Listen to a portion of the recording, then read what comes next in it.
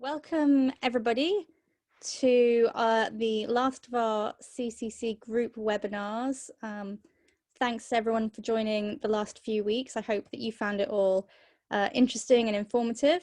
And we're really excited tonight to present something a little bit different, which is a panel discussion, which we haven't done before. So I am going to keep things very brief and hand over to Sophie, who will introduce everybody and is our moderator for our panel. This is being recorded, so we will have this up on our YouTube channel in the next few days. And if you are interested in asking questions for our panelists that they can answer towards the end of the session, please use the Q&A box and we can ask those questions. So I will pass over to Sophie. Thanks, everyone. Hello, hi, thanks, Amy. Just to say thank you very much to the Collections Care Group for having us, and thank you very much for all our panelists. That's great. It's really nice to have you all here. Welcome to everyone watching as well. In this webinar, what we're hoping to do is kind of bring together different professionals from different salvage teams to talk about the impact of COVID on emergency planning and salvage, as well as salvage response. We're going to kind of focus on like quite practical points, things like salvage equipment, communicating, how to manage teams, welfare, and potentially preparing for another lockdown. So my name is Sophia and I'm a Preventive Conservator. I work for Spencer and Fry, and that's the company owned by Claire Fry, and Claire is one of our panelists. So the idea for this webinar came from an article that I wrote with my colleague Sadie Wilson, who's another panelist, which kind of sparked from a discussion with Claire when lockdown happened, and we started to think about salvage response and emergency planning, and we were starting to think about the real practical concerns of how will a salvage team work during a lockdown, and some of the kind of practical limitations that we might face, as well as how to actually carry out salvage work when you potentially can't get people to site or you've got limitations on equipment, and different ways that we might overcome them. So we've kind of expanded that discussion to involve lots of people from different institutions. So hopefully today we can talk about a range of approaches to these practical problems. So I'm going to get the panelists to introduce themselves. So I wondered, Sadie, would you be able to introduce yourself? Hi, yes, so I'm Sadie, Sadie Wilson. So I work at the National Museum of the Royal Navy as a collection, storage and movement manager. I have worked primarily on storage move projects, but during COVID and during the lockdown, my primary role was checking stores and galleries and being responsible for that kind of collections response. Great, thanks. I guess I'll just work around how I can see you on my screen. So Claire, would you be happy to introduce yourself? Hi, so can everyone hear me? Yeah, great. So I'm Claire Fry, I'm a Preventive Conservator. I worked for English Heritage for many years, where I spent lots of time thinking about various castles and historic houses and how they might flood or burn down, and how we could stop that, what we do if they did. Now I work for Spencer and Fry, and we work with quite a few private clients to help them write emergency plans and to train salvage.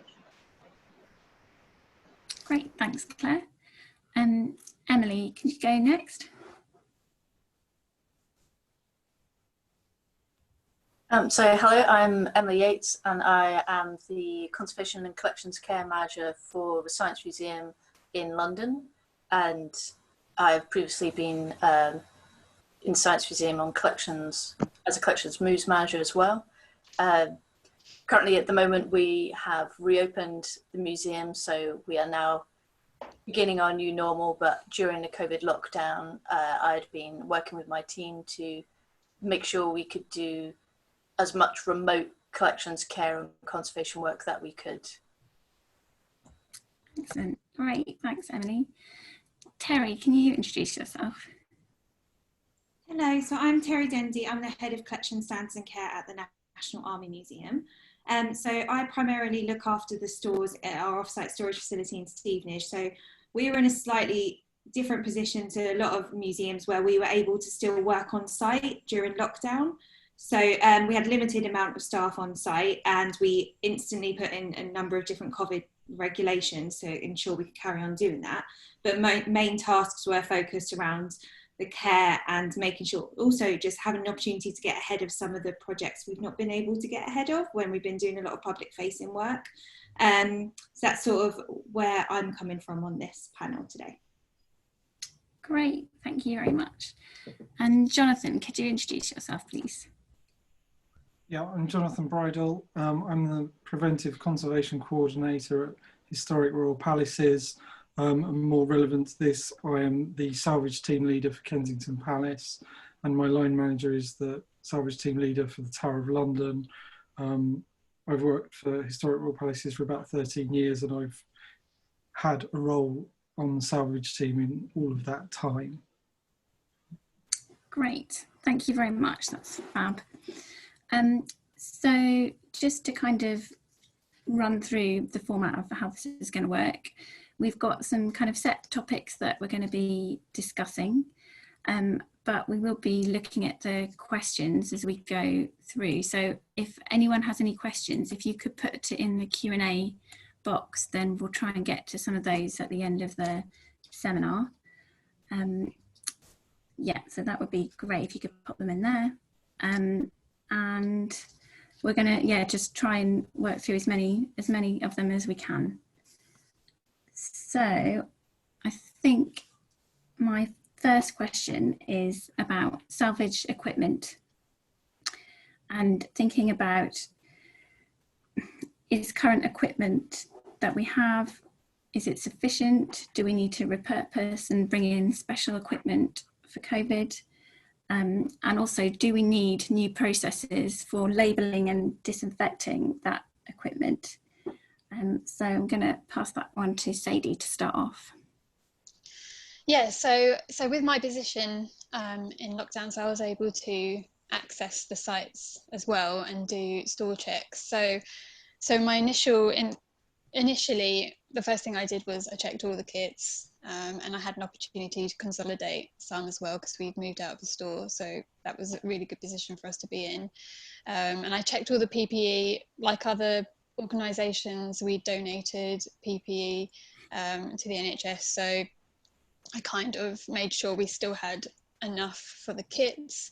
And then I also went through the kits and prioritised some materials, which, because we had fewer staff, so that we could react, or I could react to something a lot more immediately. So things like buckets and covers, tarps, things like that, which I might need to just grab and make a quick in situ kind of solution.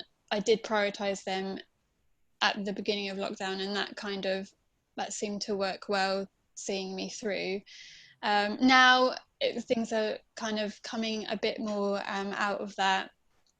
We are now looking at our kits. We're going to be doing like a full review of them, and we are discussing putting things like hand sanitizer in, face masks, visors. I think we're also thinking about some paperwork on, like a checklist for symptoms, so that as people are coming on, we can have something at hand to remind us what we need to be looking out for. And we're also talking about having a kit which has the materials and instructions for disinfecting historic surfaces. And actually there's some really good advice for that from Historic England. And then we're also thinking about having,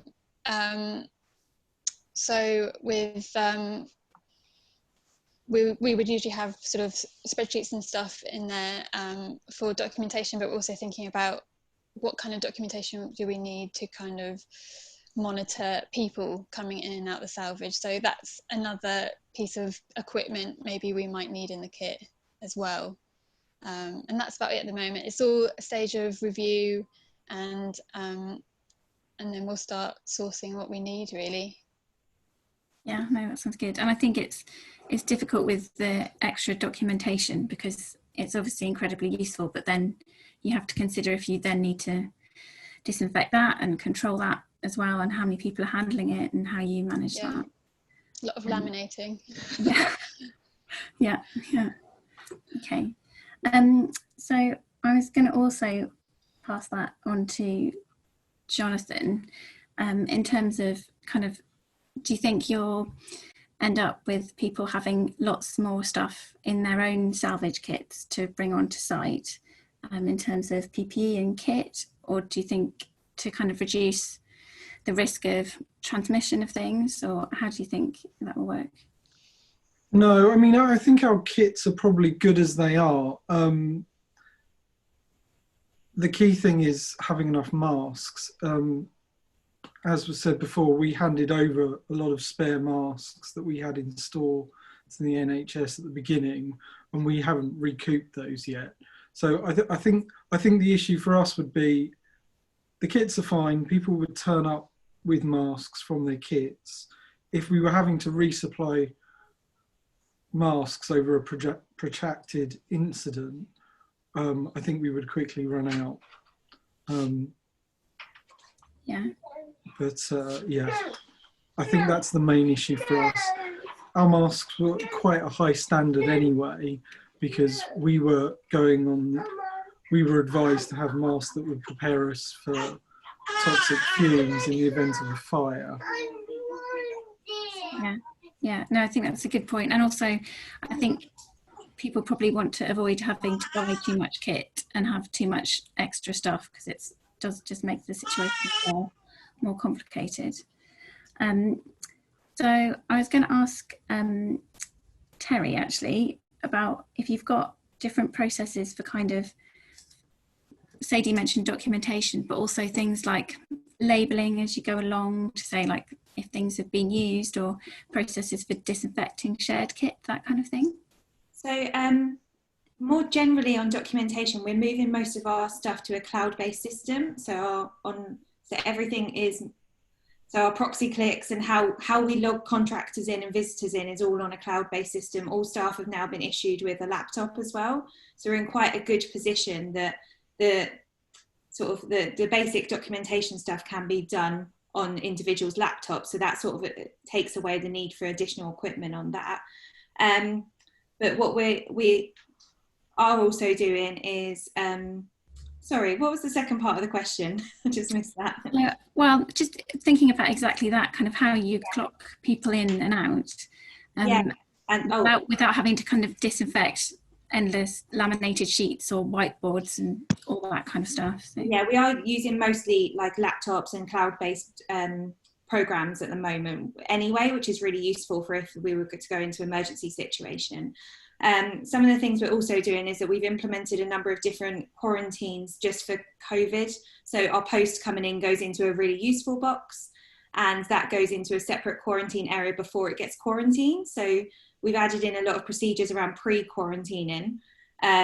Quarantines, a lot of quarantine, which has been quite interesting, especially across dual sites where we may have quite strict controls at Stevenage, but obviously it's more challenging when you have a larger team in Chelsea. The sort of pre-quarantine has been something that's been interesting to put into place, and it's something that we could sort of have ready to grab and go if we needed to in an emergency situation, because all of that is ready to go and labelled up and in easy access areas anyway.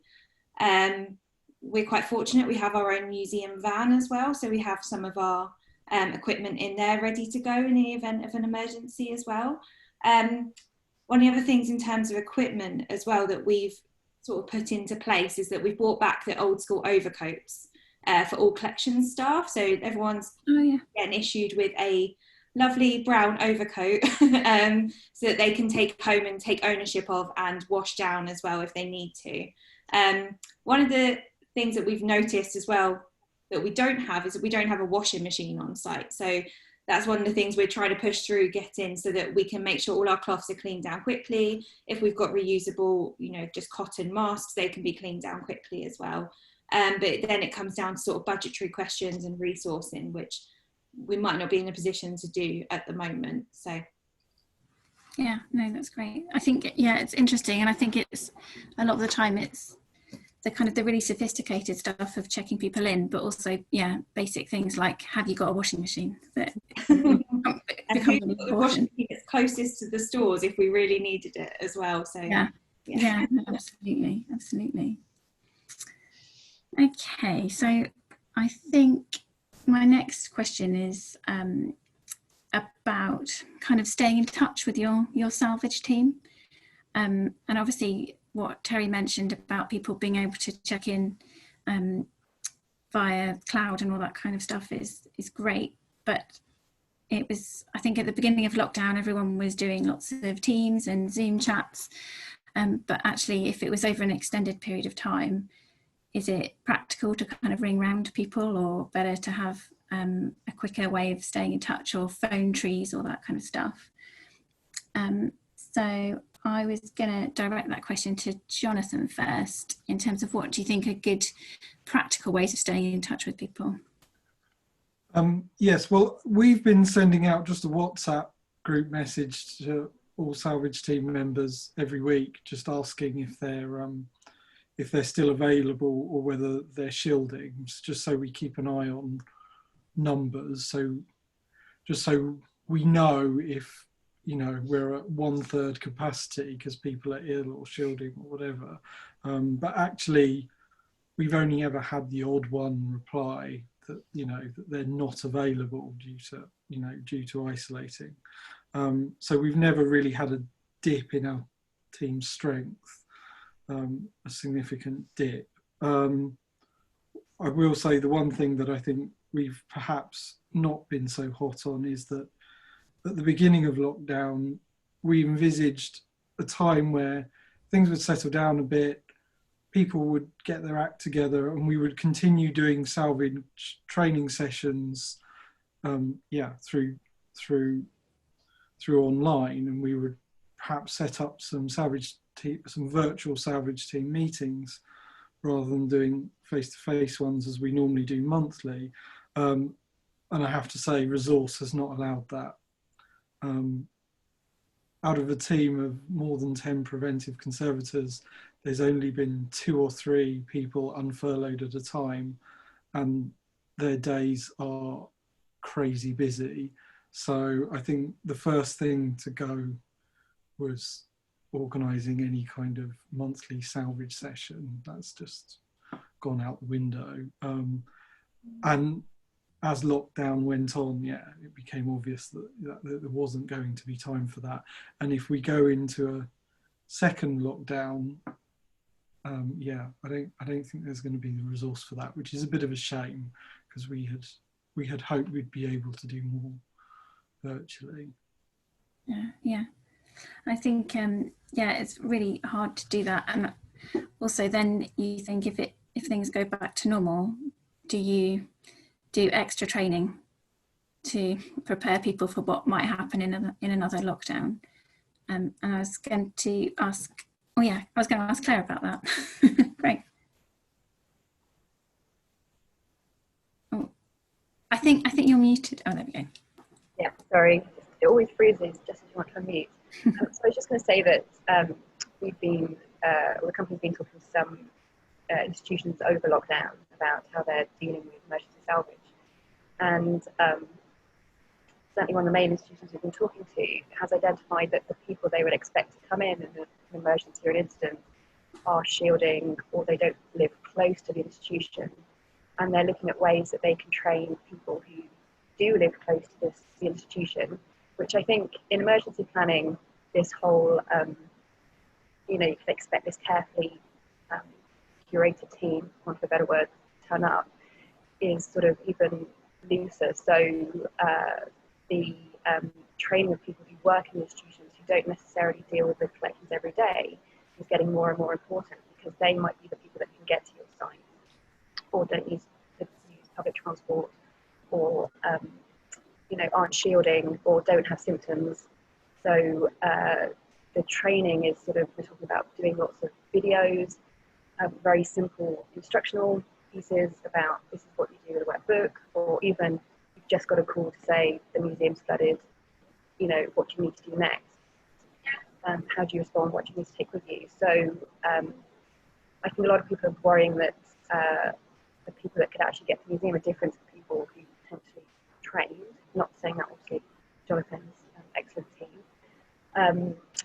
So I was just going to say that, and just a small point about the equipment. I was thinking is that salvage is probably one of the things where we do take PPE quite seriously anyway, because you don't know what you're dealing with. It could be sewage, water. So some of the gloves and masks, obviously we're working in close proximity. But something that Abby Moore from the Museum of London said is really important for salvage, but more so in COVID, is something really as simple as like tying your hair back.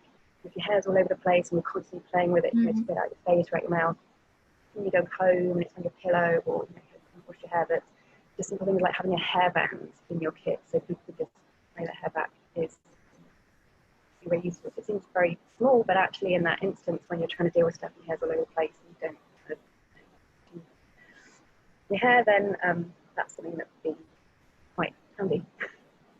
Very simple. No, absolutely. Yeah. And it's, Emily, go ahead. I was going to sort of join in a little bit of both about how we've been communicating with our teams, which is sort of a little bit, which is very similar. So we'd set up a WhatsApp for the salvage team that would be the reactors, and then a separate one for the more senior staff. So if there was a big emergency, the senior team would know. One of the things we did is if there was to be an event, we would start the message with 999. So everyone would see that and they would know, this is something I should actually look at and respond to, as opposed to, it's a WhatsApp from work, but we'll look at it later. But we'd found really useful that as we're lucky enough to have security staff that are on site all the time, that they were able to use their phones to WhatsApp and send us either video, audio or photos to be like, we were patrolling here, we saw this, is this an issue? And we were able to sort of review and say, no, that's not an issue, or yes, could you do this, or can you send us more information, could you do a video tour? And that was really useful for us to sort of get information out quickly to then devise a response, but also the scale of response. Did we actually need to respond, or is this something that is not an issue, or it can be delayed until we have thought about it a bit more and assessed the situation for the museum and the objects, but also the situation for the staff as well. And also because there were people in our response team that were on furlough, so we had made sure that we had people that were not furloughed that could respond at various levels. So for the Science Museum group, we've got a lot of hazards in our collection. So we always had to make sure that there was somebody who not only could do salvage and get to the sites without using public transport, but were able and skilled enough to respond to the potential range of hazards that could have an impact. So obviously that varies between sites and the scales, and we were very aware of our sort of urban sites where we sort of, the thing had never come before of like, but normally we would pop on a train or we would just get a taxi. Whereas now that was very much not something we could do, and we had to check. So if somebody was wanted to be on site, it would be, who can actually get there? Is somebody a cycle ride away, or can their partner drive them so they can be dropped off and then picked up later? So this was something very different to our normal sites, whereas say our National Collection Centre in Wiltshire, nearly everyone that works there would normally commute via car, so that was not an issue that they had, whereas the London sites did. But we found it's using sort of video with the non-collections team who are on site has been really effective for us. Yeah, that's really good. And I guess it's about having people on site to assess things is great, and getting kind of the proportionate response to the scale of the emergency and getting the right people with the right skill set on the ground when you need them. Yeah, no, absolutely. Yeah, I would echo that. I think that's particularly going to be quite important going forward, that just because you can get to site and someone wants you to come to site to check something, actually it's not appropriate, and they can show you on a video call what's going on. If you've got a leak or something relatively minor, or they're not sure how minor it is, the first port of call is actually to go to video and photography of that, rather than just going to how we used to work, which is just to call someone into site, to phone them up and call them into site, and that person having to make that journey. I think it's going to be far more important going forward that actually that's more of a last resort, and you don't make someone do an unnecessary journey, and they can make the call themselves when they've seen video footage of something. Yeah, no, absolutely. That's great. Also, I think it's something that you could do as you can have somebody remotely set up on, say if you had a tablet or a laptop with a camera, they can situation manage digitally, because they might be able to sort of semi-watch what's happening, and sort of keep an awareness of what's happening, but also doing the more emailing. Do they need to check documents? So we'd moved all of our salvage documents to Office 365, so that anyone on the salvage team from anywhere in the country would be able to find out where a kit is, so they could tell, oh, security, go and unlock this door, that's where the kit is, or what things do we need to worry about. So say if I and everyone in London had not been available due to shielding or having symptoms, my colleague in Manchester or Bradford would have been able to make an informed decision from all of our documents that we'd shared between all of the sites as well. And that's really useful because we can now access them on our work phones as well. So if we're instead of trying to find a paper document in our office, we could be standing outside in the rain, but we could look at our document on our phone or something. And that's been really good as well. Yeah, no, absolutely. I think, yeah, having the right people and the right information to make a proper informed decision, and having to do a slightly different approach to that would be interesting. Oh, hi Claire, go ahead. I was just going to say that somebody's put in the questions, can furlough staff respond to an emergency call out? And I don't know the answer, but I just wondered if any of the other panellists did. Please. So yeah, well, we had a discussion about this really early on, and the response was that if there was a major incident, and we define that in our plan, what is a major incident, what is a minor incident, and if it is a major incident, then we would take the decision that we needed staff that were furloughed. We would ring them up and ask them to come in, and through that they would be unfurloughed for that purpose, because we would require them as a resource.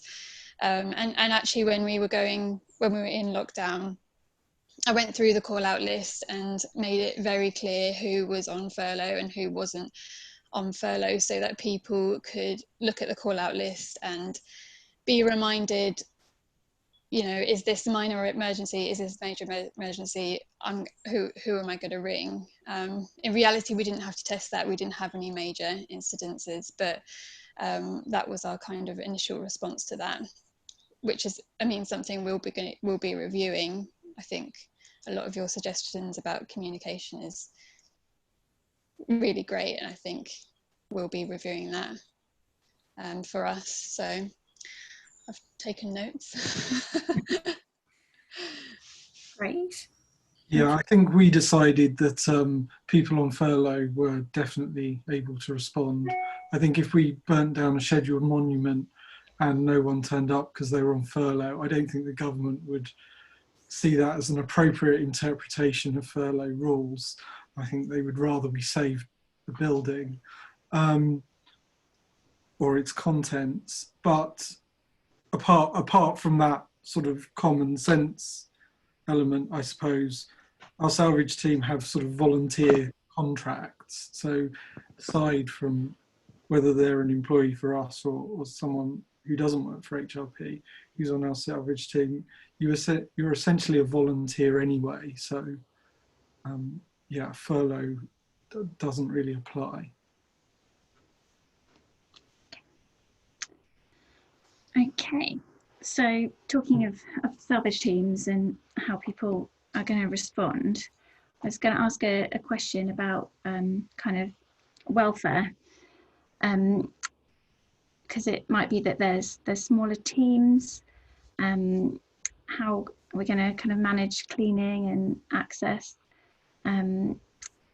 Will things like having a COVID manager as well as a welfare manager kind of thing, will that be helpful? So I'm going to put that question to Emily first. So obviously the key for all of us is always the people are the most important aspect in any sort of salvage situation, because we are not replaceable. Obviously to us, objects are never replaceable, but we are ultimately the most important things in any situation. So hopefully we never have to deal with these big, large-scale incidents where we would have our sort of gold, silver, bronze tier of incident management, whether that's major fires, major floods, etc. And often our day-to-day salvage incidents are water ingress of some kind. So now obviously we're thinking welfare of, we need personally to have our supplies of PPE, which we're finding challenging to replace things like gloves. So I'm asking if we can, if our team are able to use things like vinyl or latex so that we can get hold of anything, so that we've got something in stock if there was an incident. But things, the really basic stuff, like people will want to have a break and have a warm drink, where it's been things like we've separated out crockery kits. So it would be like, I've got a dedicated mug and things like that. But if there was the sort of 11 p.m, there's been a flood, can we try and remember to bring in a thermos of tea, which maybe you're not going to be thinking about that at 11, but say if you're still there a bit later, can you arrange something? So if you don't have any stocks or they're not nearby and accessible, could you do something like get food delivered to you, which seems sort of wild, but could you get a delivery of anything to help you feel better? Because obviously during lockdown, access to shops and getting food items, you couldn't just pop to Tesco at whatever o'clock, which you might normally arrange to do. So it's sort of thinking about different things there. And sort of making sure you have set out a suitable area as well. So can you identify before you go on site a one-way system, ideally? Is there a room big enough that you can have breaks in but still discuss what you're responding to? And things like toilets. So if they're sort of quite small, you might want to instigate a one in, one out use, so that you're not all sharing the space at the same time, because obviously you need to think about airflow as you're working in the space. Yeah, I think it's, oh, Terri, go ahead. Sorry, one of the things that we've tried to consider on part of our COVID risk assessments, which sort of links in with what Emily's saying as well, is about mental health. And obviously mental health has been greatly impacted by the whole COVID thing. So we're trying to make sure that that's reflected in our risk assessments, that there may be people who feel too anxious to come, or how we're going to treat that on site as well. So we have a number of mental health first aiders, and actually on reflection with this, maybe actually that's something that we need to consider as part of our emergency planning pack, is actually making sure there is a mental health first aider on site as well as a regular first aider. One of the other things we also thought about is less maybe in terms of welfare, but just really that actually in lockdown, a lot of us lost our strength.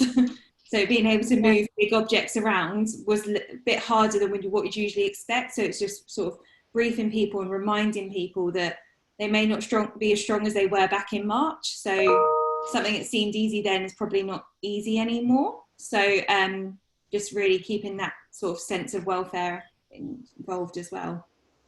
Yeah, I know that's a really good point. And I think also people probably, if you're coming out of the middle of furlough, you might just get tired more quickly. And you're working in a very stressful situation that's exacerbated by COVID. But I think, yeah, and just remembering to kind of look after yourself is not always the first thing in the front of your mind. I know, Claire, we kind of discussed this about people during lockdown and what they would do, because all the shops were closed at one stage. So I wondered if you'd had any other thoughts about about that and managing welfare in general with COVID. Well, the simple answer is no, not really. So I think when we discussed it at the beginning, when we were talking about potentially you might be called out, had a bit of a scare from a private house that thought they might be on fire, so they phoned up, but it turned out they weren't. It was nice of them to let us know before they confirmed that. But it was about getting a pack ready to take, exactly as someone said, that we weren't thinking about food then, but to have bottles of water, food, energy bars, cereal bars with us. And things like filling up the car on the way, so you guarantee you can get home on the way back, even if it's 4 a.m. and all the petrol stations are shut. So I think it was just really about that. But I think, Fiona McAllister's done a lot of work on mental health during emergencies anyway, because it's a stressful environment. So it's kind of a stressful time and a stressful environment. So I think that's a really good point that you raised about looking after people, because they might be feeling vulnerable. They might not have, so it's not an emergency situation, but we've got a member of the team that's going back to work tomorrow, and it's the first time she's pretty much left her house since the end of February. So, it is probably potentially more stressful. And I think once the adrenaline starts kicking in and people, freeze, fight, flight, that they sort of, there is somebody looking out for them. Anything else about pairing? No, not really. Sorry. No, I think that's all good points. And just, I think you're quite right. It's about reminding people to take all those practical steps. And as Terri said, reminding people that it's not coming to an emergency salvage situation in July is not the same as turning up to a salvage situation in kind of February this year. No, that's great. How are we doing for time? Okay, so I think we're going to move on to the next question, which is kind of, do we need a specific kind of action plan of immediate tasks to be carried out in the event that there's a local or national lockdown or an increased infection rate? So I was kind of thinking of tasks of immediately things like, let's get all the salvage kits ready to go. We can pack any small vulnerable objects, like those kind of tasks. So I was going to direct that to Sadie. Yeah, so there's a number of things I would do differently and some things I would do the same. So one thing is that just because we had it already planned, we were already going to do a big refresher session with our entire emergency team. And then when lockdown happened, we just switched it to a video call and obviously made it more about how we were now gonna deal with the new situation, as well as doing a refresher. And I think that was actually, in hindsight, exactly the right time to do it. And I think if we went into another lockdown, or we have a lot of sites, so if one of the sites went into lockdown, I think we would do the same thing. I mean, in hindsight, perhaps it was a little bit early, because at that stage no one really knew how long it was going to last, or what the real sort of sense of what this lockdown was going to be. But I think if we went into lockdown now, we would go into that, having that session and really like be able to implement some things and have some really good discussions about how we were going to approach the next however long it's going to be. So that I think is number one. And I think it also helps for everyone to be on a call and everyone to sort of hear each other's concerns and feel like, you know, we might all be at different sites, but we can call each other. And I think that kind of, I think that video call did kind of cement that a little bit. I would also, I think, I would make sure that everyone knew how to access every building. I think there was kind of like an assumption that everyone did.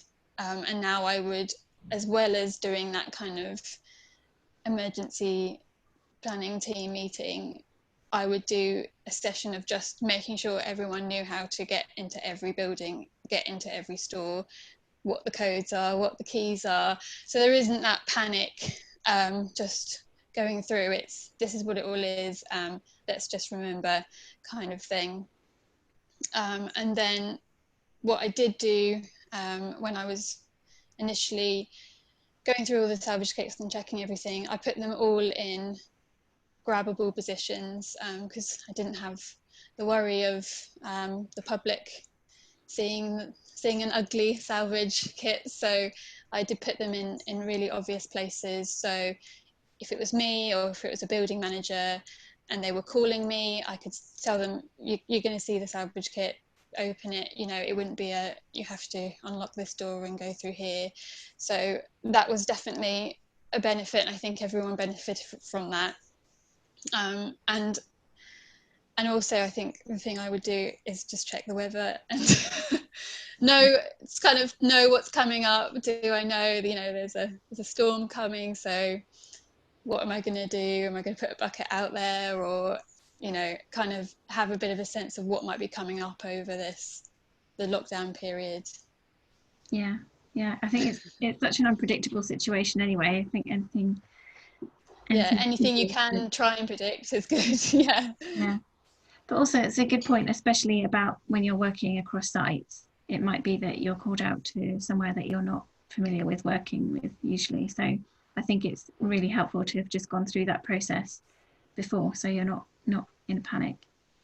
Yeah, and especially we've got teams coming off furlough now, so one of my big things is going to be reminding everyone how to get into every store and in every building, because, you know, I've been doing it every day, every week for the past 6 months, and I know it all off by heart now, but there were some buildings which I weren't familiar with at the beginning. So if we go into another lockdown, it would put us in a stronger position if everyone is fully knowledgeable about it. And then if I call someone up and say, can you go and check this site, then they know what to do and they feel confident doing it. Yeah, definitely. And I think, Jonathan, I was going to ask you the same question, especially as potentially people are working across sites, but in terms of what action plans you might put in place to be kind of carried out immediately to sort of prepare for an emergency. I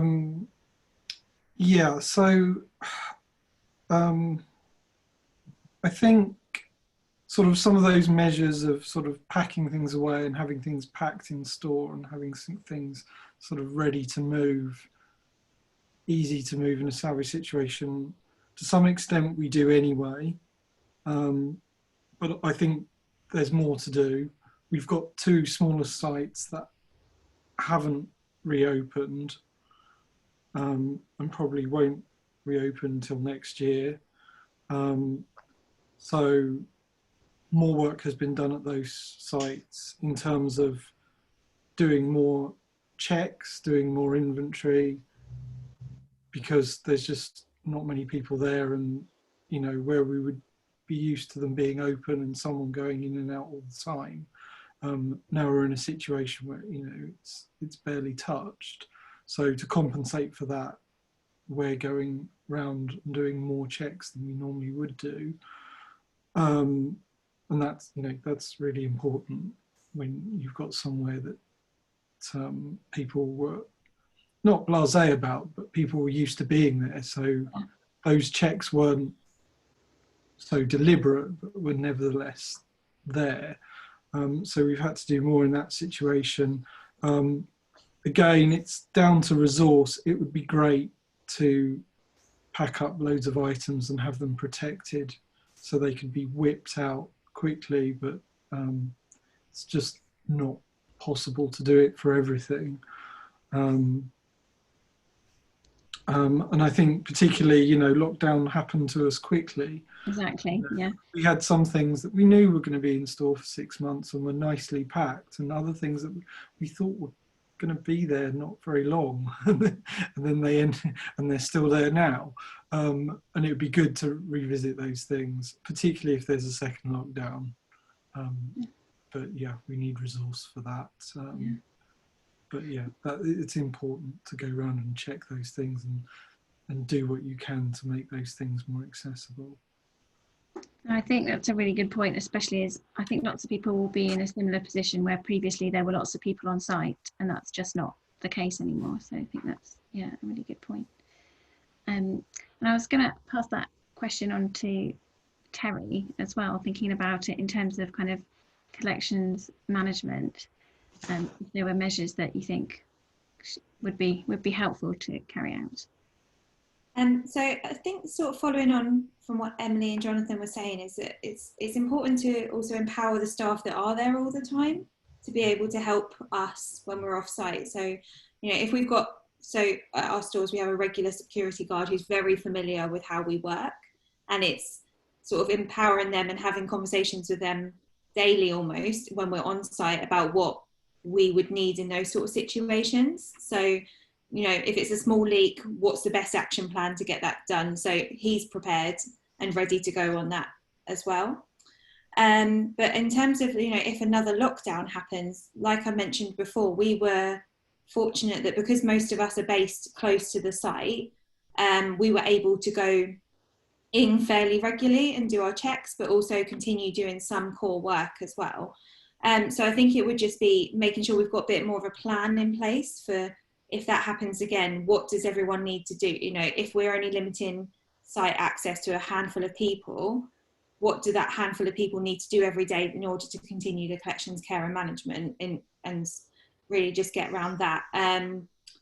Yes, that's sort of, and some of the other things the museum's been doing at the site in Chelsea as well. We were fortunate in that we didn't furlough any of our staff, even front of house. So some of our front of house staff have been empowered to, you know, assist with some of the more behind the scenes tasks as well, going around. So I think it would be those sort of ongoing work that we need to do to care for the collection is maybe actually train all of those staff up into doing, maybe if they're able to get to site more readily than some of our other teams, is to, you know, maybe just do some of those pest check-in, environmental monitoring, etc., or even some back of house collections management tasks as well, just to keep us in a good stead. Yeah, no, that's a great idea, and I think, yeah, it's a great point about using other teams and sharing information with people. I think that's going to be incredibly helpful.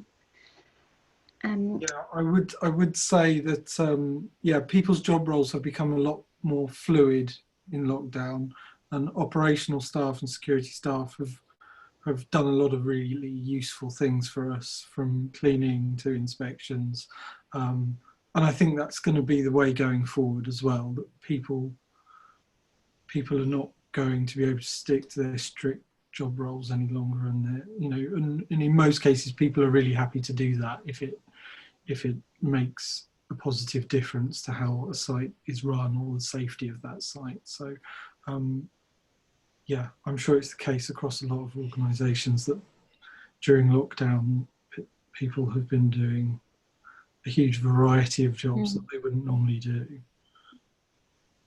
Yeah. I'm just going to add, even before lockdown, if you respond to a big flood water point through a building at 2 in the morning, it's usually security and the operational staff who are there anyway. So against colleagues, but I always think it's really important that it's not just collections people who respond to an emergency. It's going to be all different people, and you've got to get over that. I can't come in the house if I've got muddy boots, or we're not allowed to touch the object. If you see water pouring on it, you're allowed to move it. So I think this might have heightened that. So I don't think that's that thing. Yeah, no, absolutely, absolutely. So kind of following on from that, if we're hit by a second wave and we all have another lockdown in winter, it might give us kind of different challenges to those that we had in spring. So kind of what new challenges do we need to think about? And are there any preparations that we can make for a winter lockdown? And I'm going to pass that one to Emily. So for us, the classic thought is winter, which usually means more water, which inevitably means ingress somewhere. So there's always known spots where we're always monitoring. So if we're not able to monitor, we should let other people know what we're looking for. So not just assuming they understand what we think about. So explaining, if you've got any previous images, you could give a little sort of, when you walk through this area, can you look for this kind of thing, which might be a slightly damp patch or darker, or is it colder? And then can you put up any protections for, just in case it happens, we know it will happen here. So the classic sort of polythene or a bucket under that it always leaks there kind of spot. But also sort of things like if there is a winter lockdown, that also coincides with the flu season. So that is reassessing again who is on your salvage team, because there might be more people that say are more at risk, either or a higher risk category due to the time of year, and whether then they are able to respond. So do we need to ensure that we've got more things either in stock or ruling out certain methodologies? So instead of drying with wind tunnels, we can't blow air around. So do we need to think of different things, or are there warmer, drier rooms that we could remove wet items to, as opposed to drying it with a wind tunnel in that area as well? And then a classic thing, can you get your gutters cleaned / booked in as soon as possible, because inevitably it's always the gutter that causes an issue. So, Claire, go ahead. A small point, but the SARS-CoV-2 virus is more stable in colder temperatures as well, which just thinking about sort of the implication of that of working in colder environments, and that's, you know, sort of meat packing plants or abattoirs where there's been real problems with the transfer of disease. So I think I don't have the answer to that. And what was quite interesting was when I was working with Historic England on the guidance for disinfecting surfaces, we were speaking to lots of, like, foragists and sample, and you know, they don't actually sometimes know all the answers yet either. So I think it's going to be a bit of watch this space about how that will affect how we work. But people working in a cold environment for a long time might potentially be more susceptible. Yeah, no, definitely. I think that's going to be a really, really important consideration moving forward. So we are slightly running out of time, so I'm just going to do a couple of questions from the floor. So we had a question about, maybe this is one for Terri, about moving on to kind of digital-based solutions. Are you keeping generators in case of electricity outage? We don't currently, but we do have a number of contracts with what they call, like, equipment service companies locally, so we know where we can get them if we needed to get them. And we actually got to put this into practice just last week, where we our electricity went down in one of our off-site storage facilities, and we were doing some asbestos remediation at the time, and the generator didn't work. And then we, you know, fortunately it only took an hour, and that was in a COVID situation, to get a generator up and running. So that was better than I expected. I think we were expecting a lot longer. So I think it's a little bit of, don't worry so much about getting hold of equipment, because there will be a way, you know, if we're working around towns and cities and there is going to be a HSE somewhere that we could drive to and pick something up, which is what we had to do. So, okay, that's great. That's good. That sounds like a very positive outcome. yeah, it's surprising how quickly it turned out. It was a bit worrying for a minute. There's another question, maybe, I guess anyone could answer this really, but were any of you able to monitor environmental conditions remotely? Did it help you to flag any issues such as leaks? I can probably start to answer that one.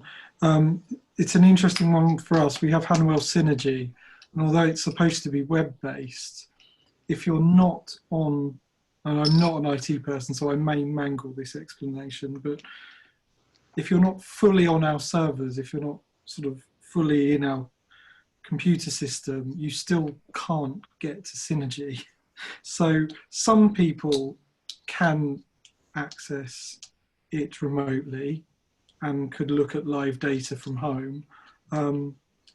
I couldn't, and I'm the person who administers it for us, and I don't have access to it at home, which was very frustrating because obviously it's supposed to be an all singing, all dancing system. So, but the moment you leave the office, although it's web-based, and I never really got a satisfactory answer as to why it wasn't possible for me to have a web address that worked from my home computer.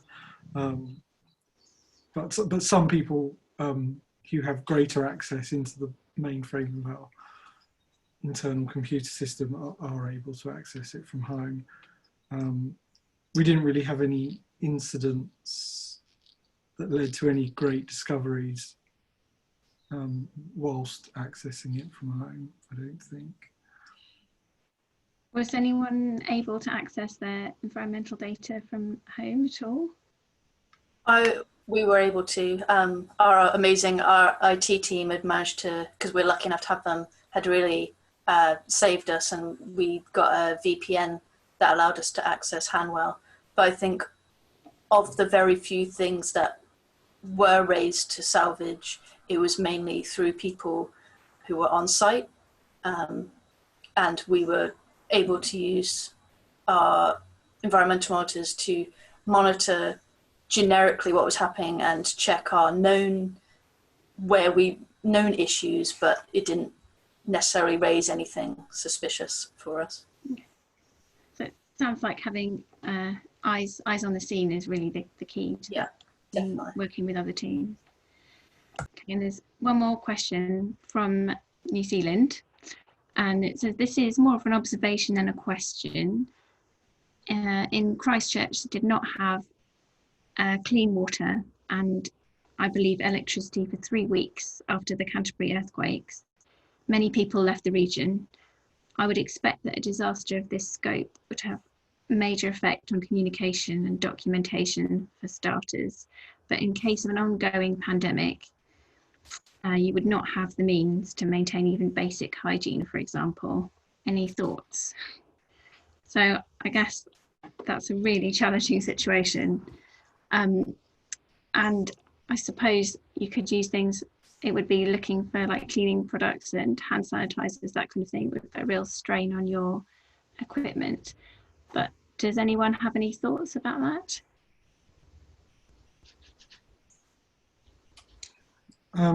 It's an interesting one. Again, I go back to what I think Terri just said, which is we have contracts with people who can, in theory, provide things like generators, tanks of water, tents, emergency equipment. But the trouble is, in an incident of that scale, is that everyone is demanding those things. So it's a difficult one. It's a troubling issue that if you are caught up in a bigger disaster other than your own, although you technically have these contracts in place to provide these emergency services to you at short notice, would they actually turn up at short notice and in enough quantity? we just don't have an answer to that, I don't think. We could learn some lessons from Christchurch on that, and if anyone knows what they did in that situation, whether we could learn from that situation, I suppose. But I mean, it's just a horrific thought, isn't it, to think that we might get to that point and not be able to do anything. So yeah. I'm just going to add exactly the same thing about people sharing experiences. Sort of adds to everybody's knowledge, and the images of Beirut are terrible for many reasons, but the heritage has been affected there too. So it would be interesting to, when people share their experiences and how they worked in that environment, and in Christchurch too. Yeah, no, I think that's a great point. I think we are rapidly running out of time, so just wanted to kind of thank all our panelists for being here and for giving such great contributions. I feel like the main kind of points we had are, the importance of communication, working with other teams and sharing information, trying to keep things simple, not having too much kit. I think what a lot of people are doing already is good. I think we've got good resourceful teams. And I think as well, kind of using technology is going to be really important. Video calls, WhatsApp groups to clock people in and out, and to avoid unnecessary travel, and to make sure that you have the right people and you're giving the right response to the emergency. But yeah, thank you very much, everyone. That was great.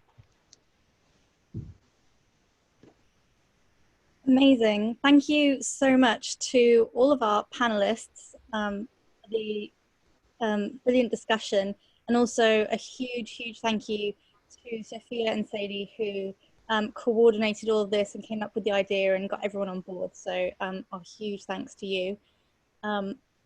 That's it for the last of our first series of webinars, which is really exciting. I want to thank everyone who attended, remind you that this is going to be posted on our YouTube channel, so keep looking at Twitter for, check Twitter for the link. And also, can I remind everyone that as the CCG events team, we have a survey out at the moment to find out what people are interested in learning about, so that we can produce more events in the coming months that will really be beneficial to everyone. So please either go online to our CCG webpage, which you can find via icon, or check Twitter for the link to the survey. And again, just a huge thank you to everyone, and enjoy the rest of your evenings.